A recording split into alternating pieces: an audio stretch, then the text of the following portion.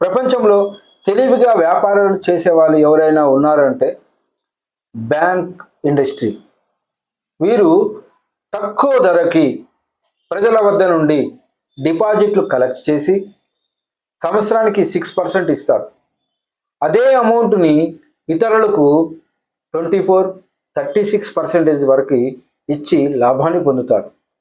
మరి వారు డబ్బు ఇచ్చే ముందు అంటే లోను రూపంలో క్లయింట్కి ఏమేమి విషయాలపై జాగ్రత్త వహిస్తారు అనేది ఈ వీడియో ద్వారా మీరు తెలుసుకోబోతున్నారు. Welcome to our channel Shankar's advisory. నేను ఎంకే శంకర్.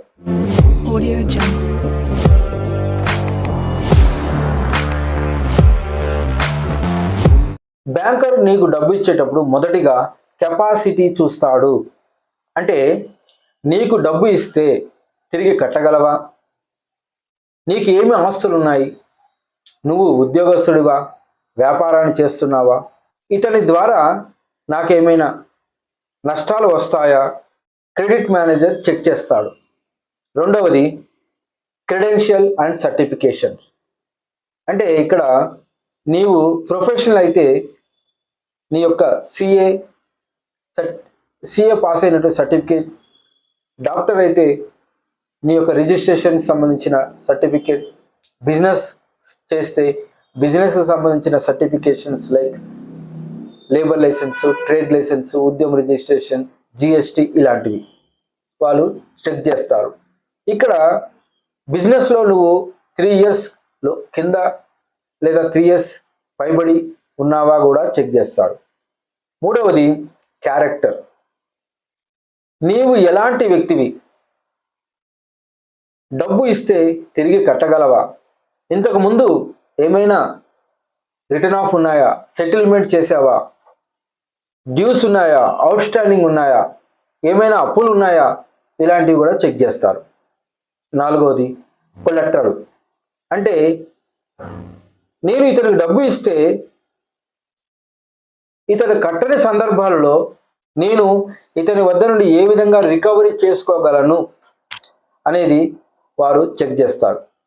ఫర్ ఎగ్జాంపుల్, 1 కోటి రూపాయలు ఆస్తిని కొలెటరల్గా తీసుకొని ఒకవేళ తీసుకున్న వ్యక్తి కానీ కట్టకపోతే ఆ ఆస్తిని వారు లీగల్ నోటీస్ ఇచ్చి జప్తు చేసి మిగిలితే ఏమైనా పైసలు బారోవర్కి ఇస్తారు. మూడవది క్యారెక్టర్.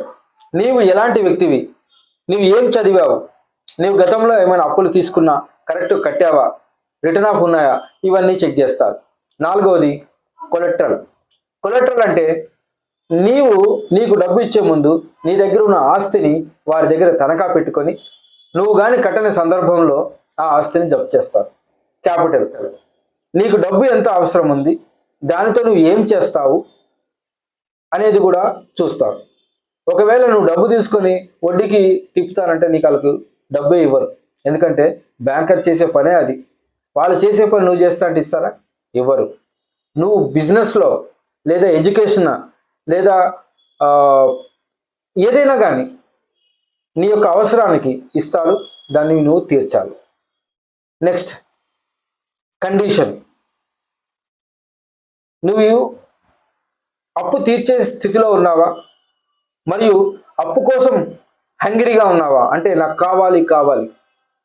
ఎందుకంటే ఈ యొక్క హంగిరీ ఉన్న వ్యక్తి ఒక్కొక్క సందర్భంలో కట్టకపోవచ్చు. కాబట్టి ఇలాంటి వారికి బ్యాంకర్ లోన్ ఇవ్వడు. Next credit score. Credit score అనేది -1, 0, 300 నుండి 900 మధ్యలో ఉంటుంది. నీకు 650 పైన క్రెడిట్ స్కోర్ ఉంటేనే వస్తుంది. ఒకవేళ నీకు పర్సనల్ లోన్ రావాలంటే గ్యారంటీగా 750 పైన ఉంటేనే పర్సనల్ లోన్ వస్తుంది. సో నీ యొక్క క్రెడిట్ స్కోరు నువ్వు ఎలాంటి వాడివి, నీ స్టేటస్ను, నీ యొక్క క్రెడిబిలిటీని నిర్ణయిస్తుంది. తర్వాత ఇది క్లయింట్ బేస్. ఇతడు వ్యాపారంలో ఉన్నాడు లేదా ఇతడు ప్రొఫెషనల్గా ఉన్నాడు, ఇతని వద్ద ఎంతమంది క్లయింట్ బేస్ ఉంది, ఆ యొక్క క్లయింట్ బేస్ను వారు ఒక అవగాహన చేసుకొని నీకు లోన్ ఇవ్వాలా వద్దా అనేది కూడా చూస్తారు. తర్వాత అంశం క్రెడిట్ కార్డ్స్. నీ దగ్గర ఏమైనా క్రెడిట్ కార్డ్స్ ఉన్నాయా? ఉంటే దానిని ఏ విధంగా వాడుతున్నావు? నీకున్న క్రెడిట్ లిమిట్స్లో ఎంత శాతాన్ని వాడుతున్నావు? సో ఇక్కడ వీరు క్రెడిట్ మేనేజర్ ఏం చేస్తాడంటే బిలో 40% ఉన్న వ్యక్తులకి లోన్ ఇస్తాడు. ఎందుకంటే ఎబోవ్ 40% ఉంటే అతడు ముందే అప్పుల్లో ఉన్నాడు, కట్టలేకపోవచ్చు అన్న అంశంతో లోను తిరస్కరించవచ్చు. తర్వాత కోవనెంట్ అంటే అగ్రిమెంట్. వారు చెప్పే క్రెడిట్ మేనేజర్ చెప్పే రేట్ ఆఫ్ ఇంట్రెస్ట్ కానీ కండిషన్ కానీ నీవు లోబడి ఉన్నావా? లోబడి ఉంటేనే నీకు లోన్ ఇస్తారు. ఇలా ఇప్పుడు చెప్పిన అంశాలన్నీ లోన్ తీసుకోవడంలో ఇన్ఫ్లుయెన్స్ చేస్తాయి. క్రెడిట్ మేనేజర్ ఇవ్వాలన్నా కూడా వీటిని పరిగణలోకి తీసుకునే ఇస్తాడు. చివరిగా కమిషన్ ఇస్తే ఇవన్నీ పక్కన పెట్టేసేయండి. మీకు లోన్ రావడం అయితే ఏదో ఒక రకంగా వాళ్ళు ఇవ్వడానికి ట్రై చేస్తారు.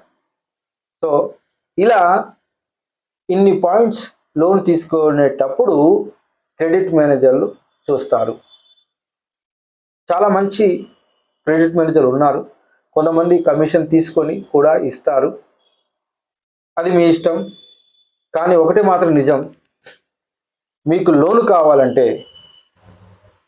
చిన్న చిన్న అప్పులను చేయండి, వాటిని సరిగ్గా కట్టండి. ఆ చిన్న అప్పులే పెద్ద అప్పులకు మార్గాలుగా అవుతాయి. ఎందుకంటే పెద్దలు చెప్పిన సామెత ఏంటంటే అప్పు చేసి పప్పు కూడు అని. ఆ విధంగా ఇప్పుడు అందరూ అప్పులు చేస్తున్నారు. ఇంటి కోసం తీసుకుంటే అప్పు, కారు కోసం తీసుకుంటే అప్పు, ఎడ్యుకేషన్ లోన్ గురించి అప్పు, ప్రతిదీ అప్పులో మయం అయిపోయింది. కాబట్టి అప్పు అనేది పుట్టాలంటే నేను ఇప్పుడు చెప్పిన ఈ పాయింట్స్ మొత్తం మీరు కరెక్ట్గా అవగతం చేసుకొని ప్రాక్టీస్లో పెట్టాలి. ఎందుకంటే మనిషి జీవితం పనిచేసేది 60 సంవత్సరాల వరకు కంపల్సరీగా ఉంటుంది. చిన్న చిన్న కక్కుర్తి పడి లోన్ తీసుకుని ఎగ్గొడితే రిటర్న్ ఆఫ్ అయ్యి సెటిల్మెంట్ చేసుకొని వీటి ద్వారా నీ జీవితము ప్రాబ్లంలో పడుతుంది. ఎందుకంటే రేపు పొద్దున మన పిల్లలు ఫారెన్ వెళ్ళాలన్నా, నీవు ఫారెన్ వెళ్ళాలన్నా, సో అప్పు అన్నీ అవసరం వస్తాయి. ఎడ్యుకేషన్ లోన్ అవసరం వస్తుంది. కాబట్టి నీ సిబిల్ స్కోరును నువ్వు తీసుకున్న లోన్ని కరెక్ట్గా కడితే క్రెడిట్ మేనేజర్లు లోన్ పక్కాగా ఇస్తాడు. ఈ విధంగా మీకు లోన్ ఇచ్చేటప్పుడు క్రెడిట్ మేనేజర్ చూసే అంశాలు గురించి మనము చర్చించాము. వ్యక్తిగత అభివృద్ధి, దేశాభివృద్ధి.